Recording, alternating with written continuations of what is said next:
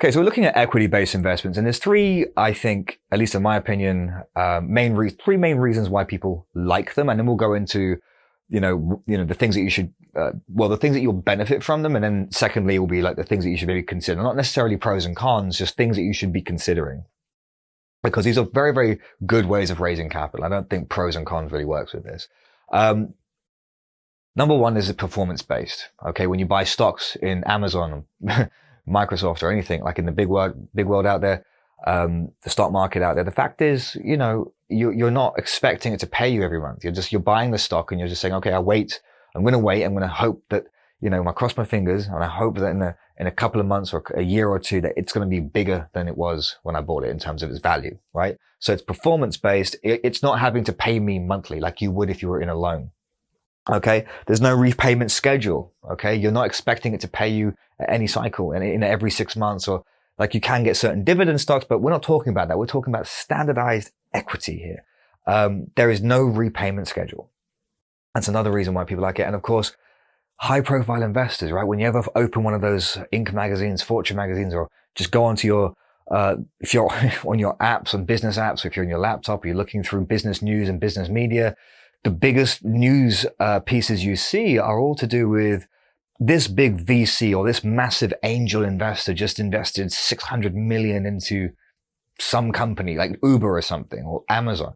Or there's a second round of funding taking place, buying out this many investors with new investors' money's coming in. Whatever the case may be, you've got these high profile investors, and that's what kind of builds up the allure of when you're in startup situations, or if you're among other startups and you're speaking to them about how they're going to raise capital, they're thinking about how much equity that they can sell in their company. Ever heard that conversation take place where it's, I think I'll give 20% of my company to John because John's going to give me 100 grand, right? So that question or that kind of example all relates to equity as the way you're going to be raising capital. Now, let's look at the reasons why you should.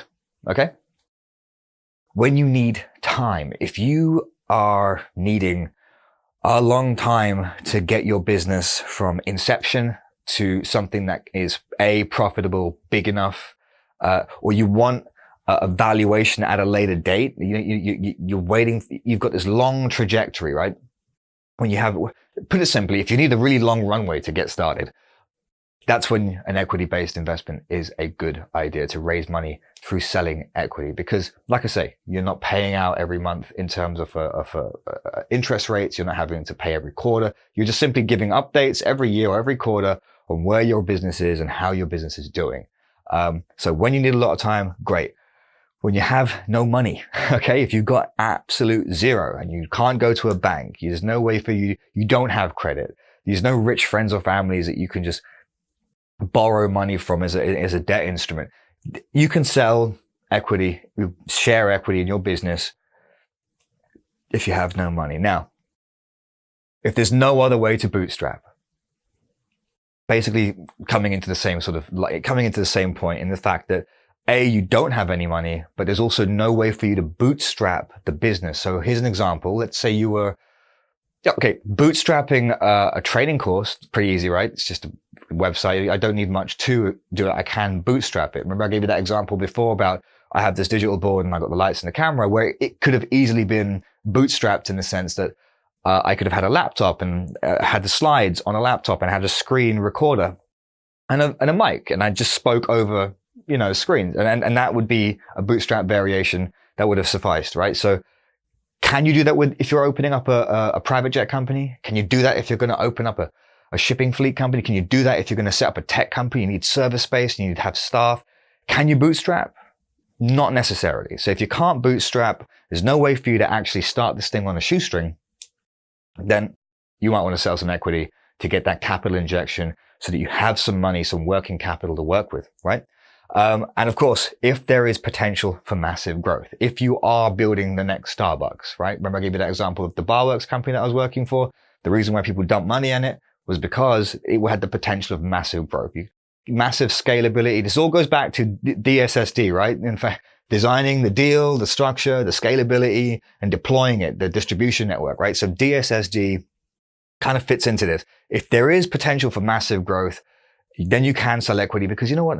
People are going to want to be part of it, right? If you knew where Uber was going, right? See, then they were selling equity, or Amazon or Microsoft or Apple or whatever the case, all these companies that, you could have, would have, should have, could have, right? If you could get into them at those stages, turn back the clock and put some money in them, potentials for massive growth. You're not expecting them to pay you every month. You just know that they're going to be these behemoths in the future. So equity, when you should do it, that's where you've got to evaluate your own business, see where you are financially, and that's a good place to be. There's a couple of things to consider. What does it do? Well, it reduces your options, right? You need someone. It takes time. I'm jumping into this one here. It takes time. By raising equity, it's not a question of just going to the bank and taking a loan. You're asking someone, there's paperwork to go around it. There's a structure that needs to be set up. There's conversations you're going to have lawyers in between whenever you deal with an equity-based investment, right? There's shares that have to be divided, and what are those shares going to represent? Are they going to allocate against this value, or are they going to be tethered to or anchored to real estate valuations? Like, how is this equity being valued?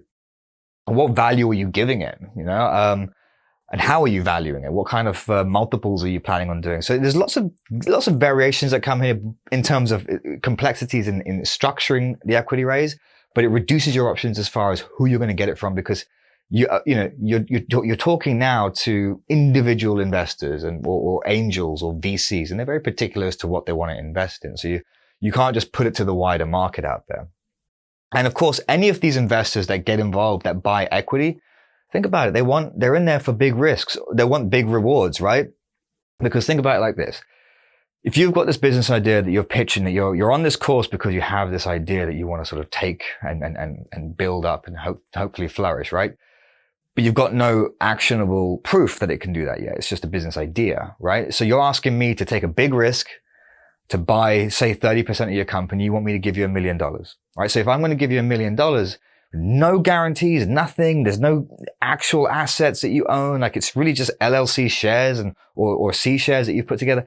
The fact is, the C Corp shares, not C shares. If you have whatever kind of corporation you've set up.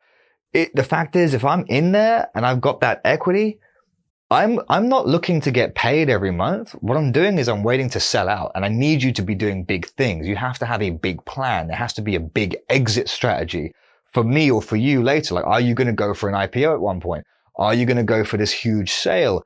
Are you going to reallocate the debt? Essentially, are you going to swap the debt in the business? Are you going to buy out all the equity partners for revolving credit or some kind of bigger loan? What is you going to do? I need to know that the rewards are going to be there. So you can't just go and say, hey, I'll give you 20% of my company. What does that 20% actually mean down the road?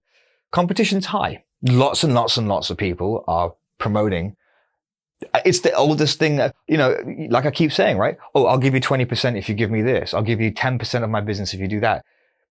Everyone's offering out there. So what's special about your business? Now, this is where you get back into that whole humdrum about, remember, DSSD, proving that you have something that's good enough for people to put money in. I've mentioned it takes time. And listen, if you've got like 1 million shares and you've sold all of them, once the equity's gone, it's gone. Like, there are ways to like dilute it and stuff, and there's really very difficult ways to chop up shares, but that very big moves need to be taking place for those to even become viable options. The fact is, if you've got 1 million shares or 100 shares or 1,000 shares in your entity and you've sold them all, or everyone else has bought them, you've given them away, once they're gone, they're gone. So that's something to keep in mind. Let's jump into whether or not you want to use loans to set your company up.